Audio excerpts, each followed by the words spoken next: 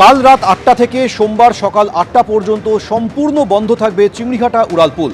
কাল থেকে সোমবার পর্যন্ত চিংড়িঘাটা উড়ালপুল দিয়ে কোনো যান চলাচল করবে না বলে প্রশাসন সূত্রে জানানো হয়েছে। এর জন্য বিকল্প রাস্তা ব্যবহার করতে হবে। আর কি জানা যাচ্ছে, কথা বলবো, অরিত্রিক ভট্টাচার্য রয়েছেন। অরিত্রিক। হ্যাঁ দেখো, গত সপ্তাহে কিন্তু এই ব্লকটি নেওয়ার কথা হয়েছিল, কিন্তু তার আগে ওই চিংড়িঘাটা উড়ালপুলের ওই অংশের যে কাজটি করতে হবে তার আগে কিছু প্রস্তুতি পর্বের জন্য আরবিএনএল জানায় যে তাদের পরের সপ্তাহে ব্লক হলে ভালো হয়, এবং সেই মতোই এই সিদ্ধান্ত নেওয়া হয়েছে। আগামীকাল রাত ৮টা থেকে চিংড়িঘাটা ফ্লাইওভার বন্ধ করে দেওয়া হবে। শনি রবি সপ্তাহান্ত পুরোটাই চিংড়িঘাটা ফ্লাইওভার বন্ধ থাকবে। সোমবার সকাল ৮টায় অর্থাৎ সোমবারের অফিস টাইম শুরুর আগে চিংড়িঘাটা ফ্লাইওভার আবারও চালু করে দেওয়া হবে, এমনটাই কিন্তু কর্তৃপক্ষের তরফে জানানো হয়েছে। মূল বিষয়টি হচ্ছে, এর আগে আমরা দেখেছি যে চিংড়িঘাটার মোড়ে রাস্তাতে যান নিয়ন্ত্রণ করা হয়েছিল ২ সপ্তাহের জন্য, ঠিক এরকমভাবেই শুক্রবার রাত ৮টা থেকে সোমবার সকাল ৮টা পর্যন্ত। তখনও যেমন গার্ডার বসানোর কাজ চলছিল, এখন ৩২৬ থেকে ৩২৭ নম্বর পিলার, সেখানে যে গার্ডার বসানোর কাজ হবে তার ঠিক নিচ দিয়ে চিংড়িঘাটা ফ্লাইওভার যাচ্ছে, এবং সেখান দিয়ে গাড়ি চলাচল করলে সেটা বিপজ্জনক হতে পারে এবং কাজ শেষ করতেও সমস্যা হতে পারে। সেটাকে মাথায় রেখে চিংড়িঘাটা ফ্লাইওভারকে বন্ধ রাখা হচ্ছে, এবং এই গার্ডার নির্মাণ এই সপ্তাহান্তের মধ্যে হয়ে গেলে তাহলে কিন্তু কাজটাও অনেকটা এগিয়ে যাবে, কারণ তারপরে আর কিছুটা গেলেই পরবর্তী যে স্টেশন রয়েছে সেই স্টেশন অবধি এই নির্মাণ পৌঁছে যাবে, এবং তারপরেই যে মূল ব্রিজ তৈরি হচ্ছে মেট্রো চলাচলের জন্য তার রেলিং বসানো অন্যান্য কাজগুলো শুরু হবে। ফলে এই কাজটি হয়ে গেলে যে লক্ষ্যমাত্রা রাখা হয়েছে যে সেক্টর 5 পর্যন্ত অরেঞ্জ লাইনকে নিউ গড়িয়া থেকে সেক্টর 5 পর্যন্ত নিয়ে যাওয়ার যে সীমা, অর্থাৎ এই বছরের শেষের মধ্যে সেটাকে যাত্রী পরিবহন চালু করার একটা পরিকল্পনা রয়েছে মেট্রো কর্তৃপক্ষর, সেই দিকে অনেকটাই এগিয়ে যাবে এই ব্লকটা নেওয়ার ফলে এই কাজ, এমনটাই মনে করছে মেট্রো কর্তৃপক্ষ। ধন্যবাদ।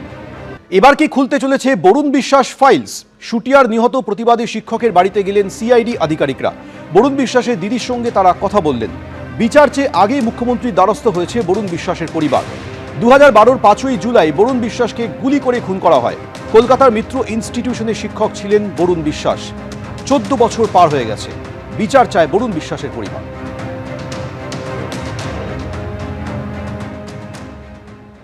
আমার খবর পেয়েছে, আমাদের ফোন করেছিলেন সিআইডি, ফোন করেছিলেন, আমাদের সঙ্গে কথা বললেন। হ্যাঁ, খুশি হব না, আমরা বিচার পেলে খুশি হব। কেস নিয়েছে সবই ঠিক আছে, কিন্তু আমরা শেষ পর্যন্ত চাই আমরা বিচারটা যেন আমরা পাই, সঠিক বিচারটা। আমরা পুনঃতদন্ত চেয়েছি, সেটা মাননীয় মুখ্যমন্ত্রী উনি গ্রহণ করেছেন এবং আমাদের কথা দিয়েছেন। সমাজের জন্য যে প্রতিবাদ করে গেল তার জীবনটাই তারা কেড়ে নিল, তাদের পথের কাটা হয়ে দাঁড়িয়েছিল, তার তাকে কর্মকাণ্ড তোলাবাজ এই দর্শন খুন তারা করতে পারবে না। তাই জ্যোতিপ্রিয় মল্লিক তার পথের কাটা সরিয়ে দিতে একদম মাস্টার প্ল্যান করে আমার ভাইটাকে পৃথিবী থেকে সরিয়ে দিল।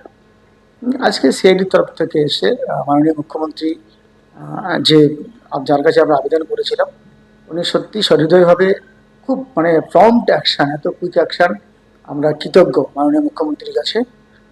তো যেহেতু উনি অর্ডারটা দিয়েছেন সেই হিসেবে আজকে সিআইডি এসছে।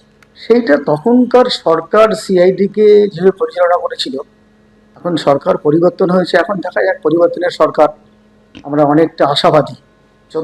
বিগত 14 বছর তো সেইভাবে কিছুই পাইনি।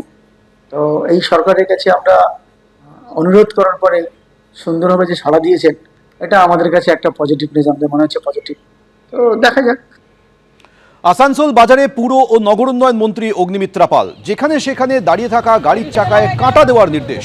ফুটপাত দখল করে গড়ে ওঠা দোকানগুলির সামনের অংশ সরিয়ে দেওয়ার নির্দেশ মন্ত্রী।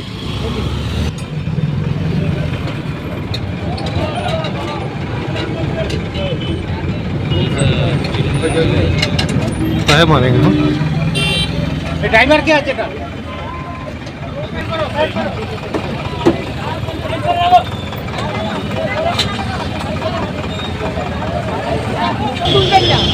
কোথায় ম্যানেজার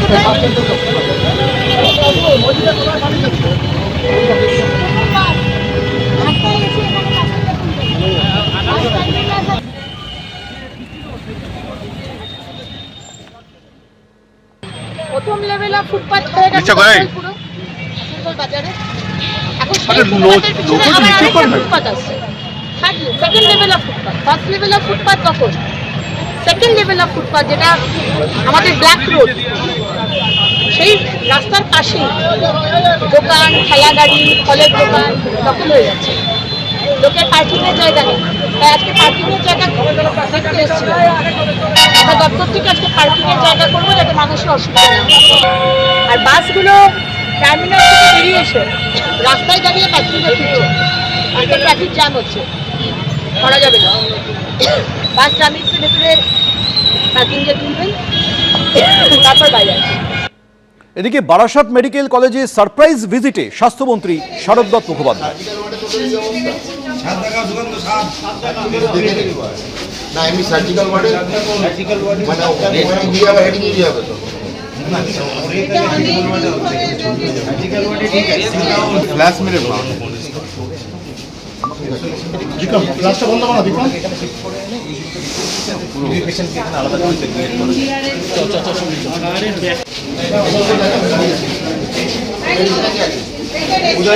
সার্জিক্যাল ওয়ার্ডে তো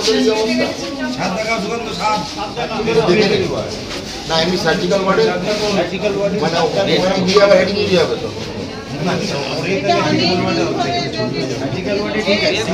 ফ্ল্যাশ মেরে পাওয়া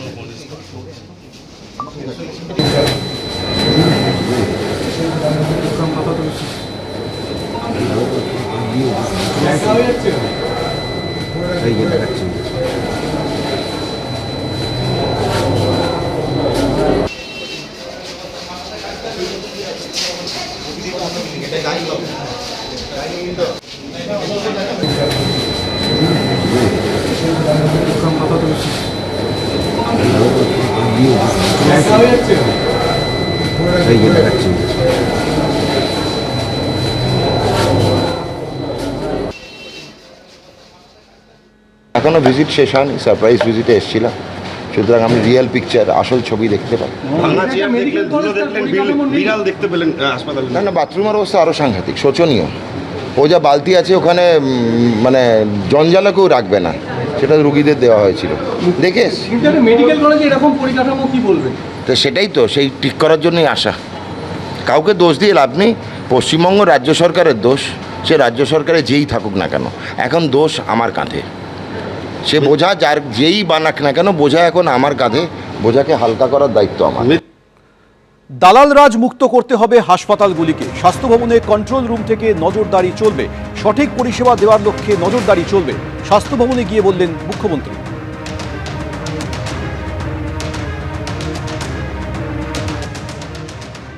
এই কন্ট্রোল রুমটাকে লাইভ মনিটর এই জন্য করা হয়েছে যাতে কোনো দালাল, যাকে আজকে সকালে ওখানে দেখা গেছে, কাল সকালে দেখতে না পাওয়া যায়। এটা একটা বড় উদ্দেশ্য, কিন্তু ব্রোকারদের হাঁটানো। রুগী কখনো দুদিন পর পর যাবে না ব্লাড টেস্ট করতে, রুগী কখনো আলট্রাসোনোগ্রাফি করতে পর পর দুদিন যাবে না, তাহলে চিহ্নিত হয়ে যাবে একটা লোক যে সোমবার সকালেও দাঁড়িয়ে আছে, মঙ্গলবারও দাঁড়িয়ে আছে, বুধবারও দাঁড়িয়ে গেছে। আপনাদের আমি চলে যাওয়ার পরে এটা দেখুন ফুল ফেজেড হয়নি, কিন্তু ইনিশিয়ালি এটা স্টার্ট হয়েছে, মানে মর্নিং শোজ দ্য ডে। আমি বলবো যে সুপ্রভাত, ভালো হবে। এবিপি আনন্দ, এগিয়ে থাকে, এগিয়ে রাখে।